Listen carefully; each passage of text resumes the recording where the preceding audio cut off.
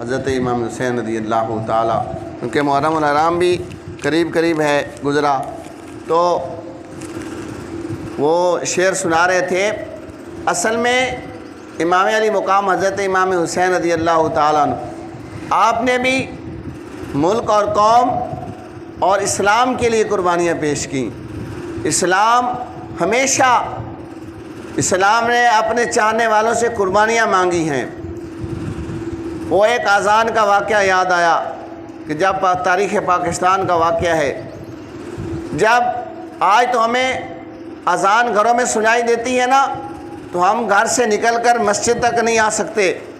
تو پیارے بچوں، یاد رکھو، یہ جو اذانیں ہم مسجدوں میں دے رہے ہیں، یہ جو جگہ جگہ پر مساجد ہیں، نہ ہمیں کوئی روکنے والا ہے، نہ کوئی مخالفت کر رہا ہے، اس کے پیچھے بہت بڑی قربانیاں ہیں۔ وہ اذان کیسے ہوئی؟ وہ تاریخ کے سنہری حروف میں لکھی ہوئی اذان، جب ایک بندہ آتا ہے اور وہ کہتا ہے اللہ اکبر، اور کفار جو ہیں، یہودی جو ہیں، سکھ جو ہیں، ہندو اس کو شہید کر دیتے ہیں۔ اب اذان کا ابتدا ہوا، اب دوسرا بندہ آتا ہے، وہ کہتا ہے اللہ اکبر، وہ بھی شہید ہو جاتا ہے۔ اب تیسرا بندہ آتا ہے، وہ کہتا ہے اللہ اکبر، وہ بھی شہید کر دیا جاتا ہے۔ اب چوتھا بندہ آتا ہے، وہ بھی کہتا ہے اللہ اکبر کے صدا دیتا ہے، وہ بھی شہید ہو جاتا ہے۔ اب 4 بندے شہید ہو گئے ہیں، 4 مرتبہ اللہ اکبر کا نام لیا ہے۔ لیکن مسلمانوں کا جذبہ دیکھو، آج ہم نمازی نہیں مان سکے، آج ہم اذانیں سن کر ادھر سے اس کان سے سنتے ہیں اور اس کان سے نکال دیتے ہیں۔ مسلمانوں کا جذبہ دیکھو، ایک بندہ اور آتا ہے، ایک مرد مجاہد اور آتا ہے، وہ کہتا ہے اشہد ان لا الہ الا اللہ، وہ بھی شہید کر دیا جاتا ہے۔ اس کے بعد پھر ایک اور آتا ہے، وہ کہتا ہے اشہد ان لا الہ الا اللہ، وہ بھی شہید ہو جاتا ہے۔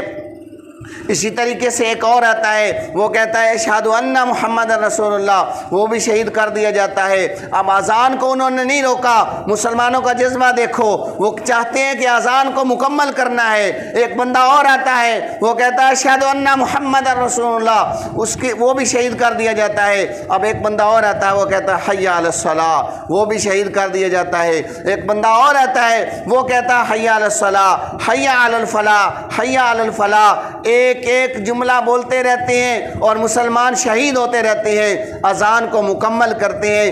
اس اذان کے پیچھے نہ جانے کتنی شہادتیں ہو چکی ہوتی ہیں۔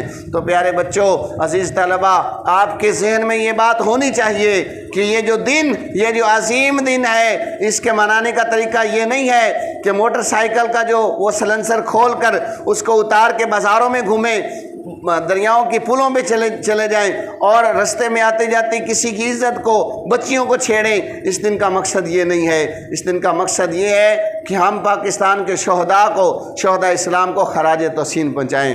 تو جناب، میں اگلے ثناخوان مصطفیٰ جو ہمیں